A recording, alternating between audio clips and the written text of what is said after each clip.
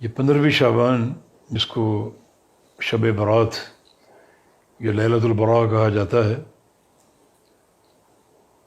اس رات یا دن کے تعلق سے کسی مخصوص عبادت کے حوالے سے کوئی حدیث ثابت نہیں ہے۔ سنن ابن ماجہ کی ایک حدیث بیان ہوتی ہے جس میں قوموا لیلہا وصوموا نہارہا کے الفاظ ہیں کہ 15ویں رات ہو تو رات کو قیام کرو، عبادت کرو، اور دن کو روزے رکھو۔ یہ حدیث موضوع ہے۔ باقی بعض احادیث میں اس رات گناہوں کی بخشش کا ذکر ہے۔ جامع ترمذی کی معروف حدیث ہے، اس میں شدید قسم کا ضعف ہے، جس میں یہ ذکر ہے کہ اللہ رب العزت آج کی رات آسمان دنیا پر نزول فرماتا ہے اور قبیلہ بنو بکر کی بکریوں کے بالوں کی تعداد سے بڑھ کر لوگوں کے گناہ معاف کرتا ہے۔ تو نزول کا جہاں تک تعلق ہے تو اس رات کے ساتھ مخصوص نہیں ہے، وہ ہر رات کا نزول ثابت ہے۔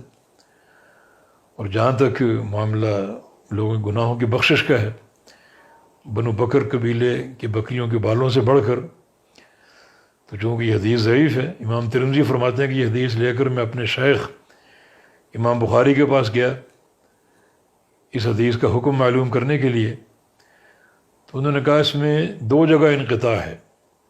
حجاج بن ارطاد کا سماع یحییٰ بن ابی کثیر سے ثابت نہیں ہے، اور یحییٰ کا سماع عروہ سے ثابت نہیں۔ تو چونکہ یہ انقطاع پے در پے ہے، اس لیے یہ حدیث معضل ہے اور یہ حجت کے قابل نہیں ہے۔ ایک حدیث میں گناہوں کی بخشش کا ذکر ہے، اور ساتھ ساتھ یہ کہ 2 بندوں کو اللہ تعالیٰ معاف نہیں کرے گا، الا لمشرک او مشاہن۔ ایک وہ جو مبتلا شرک ہو، اور دوسرا وہ جس کے دل میں اپنے کسی بھائی کے بارے میں کینہ ہو۔ تو اس حدیث میں اس قسم کی احادیث سے کسی مخصوص عبادت کا ذکر نہیں، کسی مخصوص نماز کا ذکر نہیں۔ اگر آپ ہر رات قیام اللیل کرتے ہیں تو آج بھی کر لیں، روزے رکھتے ہیں تو آج بھی رکھ لیں، لیکن الگ سے قیام کرنا آج کی رات، الگ سے روزہ رکھنا آج کی رات، یہ ثابت نہیں۔ زیادہ سے زیادہ ہم یہ کہہ سکتے ہیں اس حدیث کی روشنی میں کہ آج کی رات بندہ خاص طور پہ اپنے عقیدے کا جائزہ لے اور اپنے عقیدے کی اصلاح کرے۔ اگر شرک ہے کسی بھی نوعیت کا، کسی بھی قسم کا، تو اس سے توبہ کر لے، تاکہ اللہ رب العزت یعنی اپنے وعدے کے مطابق گناہوں کو معاف کر دے۔ مشرک کا گناہ معاف نہیں ہوگا۔ اسی طرح آج کی رات ہر قسم کے کینے سے پاک صاف ہو جائے۔ اگر دل میں کوئی کسی کی عداوت ہے، کوئی مکر ہے، کوئی دھوکہ دینے کی نیت ہے، کوئی فراڈ کی نیت ہے، تو اس سے اپنے دل کو، سینے کو دھو لے اور بالکل پاک صاف ہو جائے، کیونکہ میری مغفرت کے وعدے ہیں سوائے 2 قسم کے انسانوں کے، ایک مشرک اور دوسرا جس کے دل میں اپنے کسی بھائی کے بارے میں کوئی بغض ہو، کوئی کینہ ہو اور کسی قسم کی عداوت ہو، تو اصلاح کر لی جائے۔ باقی کسی مخصوص عبادت کا ذکر نہیں ہے، قبرستان جانا ثابت نہیں ہے، اور اس دن یا رات کوئی مخصوص پکوان ثابت نہیں ہے۔ جو قصے لوگوں نے مشہور کر رکھے سارے من گھڑت ہیں، تو یہی کچھ وارد ہے۔ باقی اس رات کو جو لیلۃ المبارکہ کہا گیا اور اس کو بلکہ شب قدر بعض لوگوں نے قرار دیا، وہ بھی ثابت نہیں ہے، بلکہ لیلۃ المبارکہ شب قدر رمضان والی ہے جس میں قرآن کا نزول ہوا تھا، اور یہی چیز دین سے ثابت ہے۔ جو باتیں ہم نے بنا رکھی ہیں ان کا دین سے کوئی تعلق نہیں ہے۔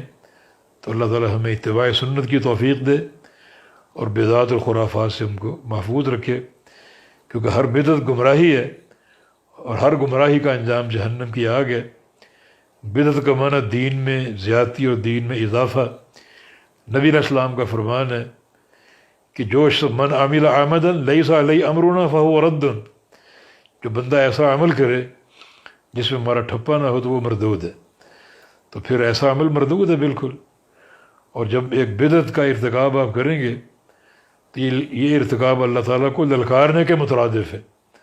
جس نے دین کی تکمیل کا دعویٰ کر رکھا ہے، الیوم اکملت لکم دینکم، اور آپ نئی نئی چیزیں دین میں داخل کر کے اللہ تعالیٰ کے اس دعوے کو جھٹلا رہے ہیں اور للکار رہے ہیں گویا، تو یہ بہت بڑی ایک جرت اور جسارت ہے.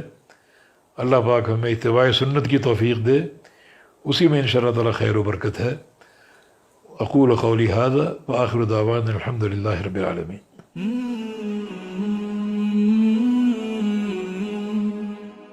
سبسکرائب کریں اور بیل آئیکن پر کلک کریں تاکہ آپ کو بر وقت ہماری ویڈیوز کا نوٹیفیکیشن مل سکے.